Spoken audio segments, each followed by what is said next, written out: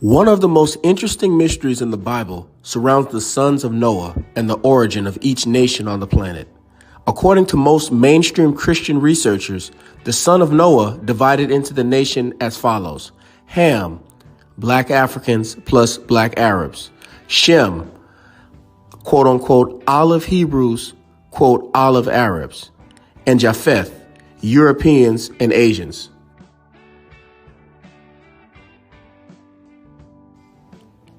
However, discoveries of biblical sites show a completely different picture.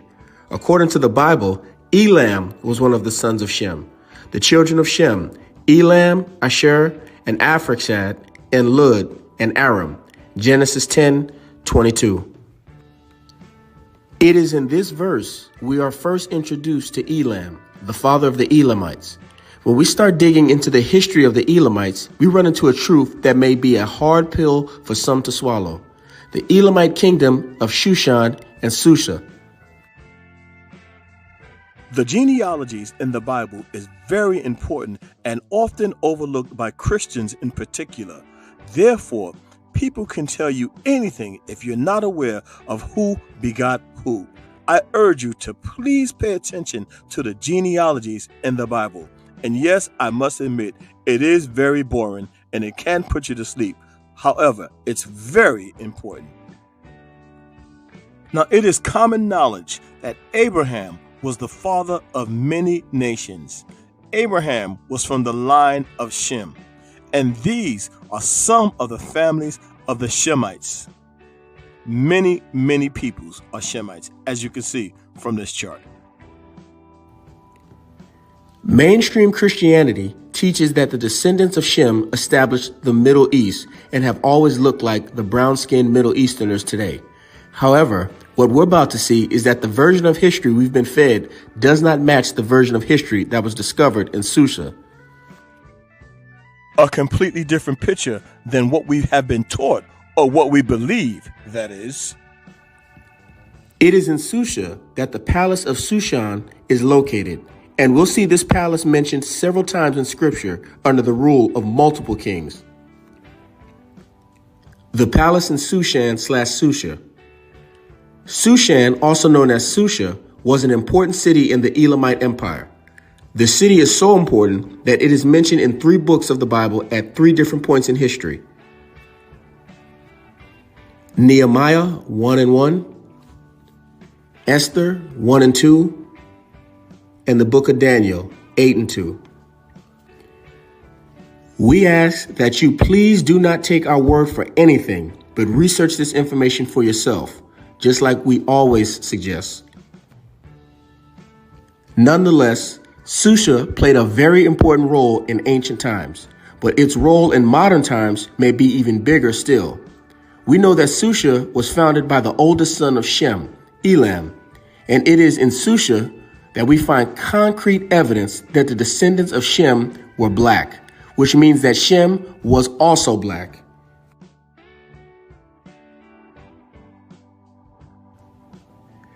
Many people say that color does not matter, but no one will dispute that the truth doesn't matter.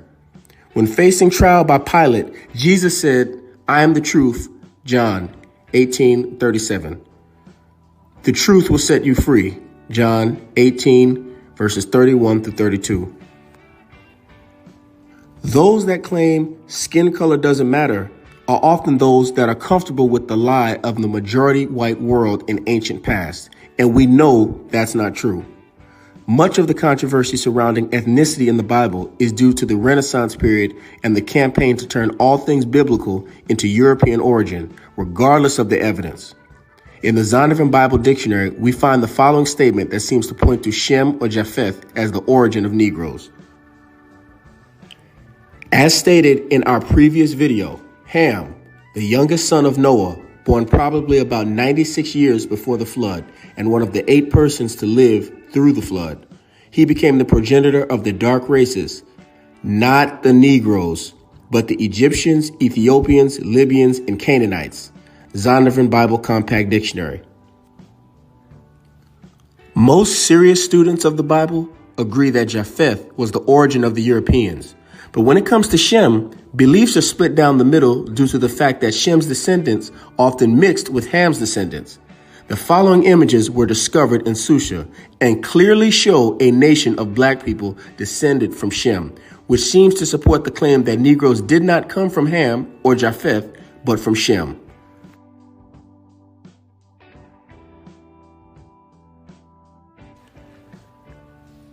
Now you may ask, why is this significant?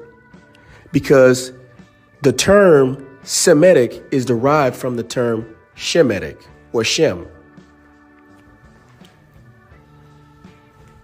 And as it relates to today's title in this video, we just proved that black people are from the line of Shem, or also known as Semitic. So therefore, how can black people be anti-Semitic if they themselves have Shemitic blood? It makes no sense. Notice that they have what looks like afros under their headwear. While this evidence is intriguing, it's not even the best evidence of Shem having Negro descendants.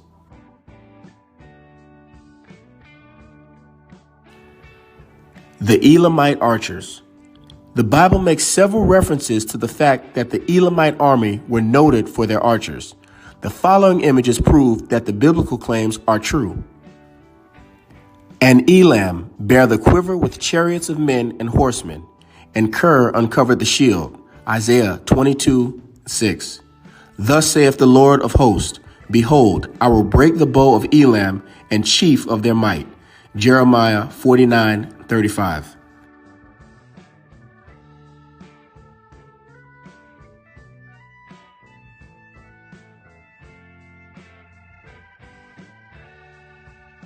In the Bible, it's worth noting that the Elamites were famous for their skill in archery.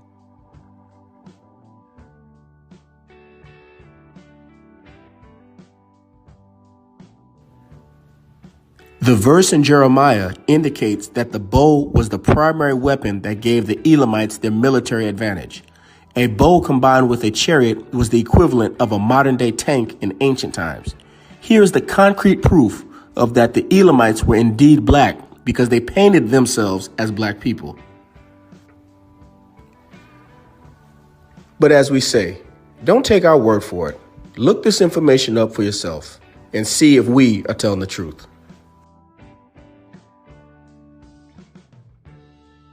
The following is a list of some of the Shemitic people throughout history.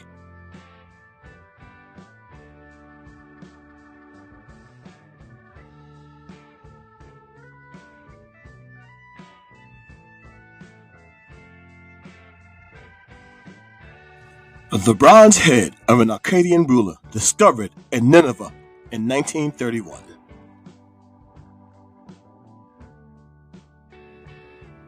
Canaanites, as depicted by the Egyptians. Ancient Phoenicians. Other Shemitic people in ancient times were the Hebrews, as depicted by the Assyrians.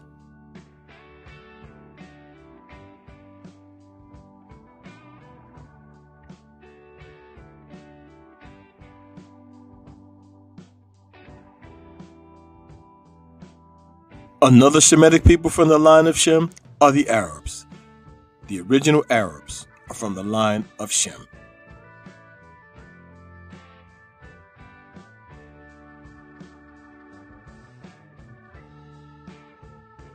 So you see, folks, there are many Shemitic people throughout the world, and that is why black people say that we are not anti-Semitic, we are not anti-Shemitic, for we are indeed from the line of Shem. In our quest for knowledge and our quest to discover who we really are as a people, we understand that there's going to be some disagreements, and that's okay. It's okay if you don't agree with us. All we ask is that you please show us where we are wrong. Let us know where we have erred in our presentation. There is no need for anyone to say, well, let's cancel them, let's stamp them out, let's not let them get their point of view out. In other words, don't burn our books. Give us our constitutional rights to say our piece. And if we don't agree, fine, just show it. And we like to say that we don't hate anyone. So please don't label us as a hate group. And we've said this many times in our videos. And the reason why we have to say it is because we are well aware of the cancel culture, which we are not a part of. We believe that everyone deserves an opportunity to tell their truth, and so do we. So again, we invite you to please show us where we have made error in our presentation. But until then, we're going to stand on our truth.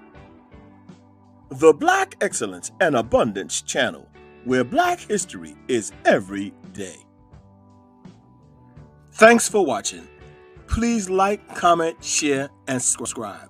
And always remember, thou art rich.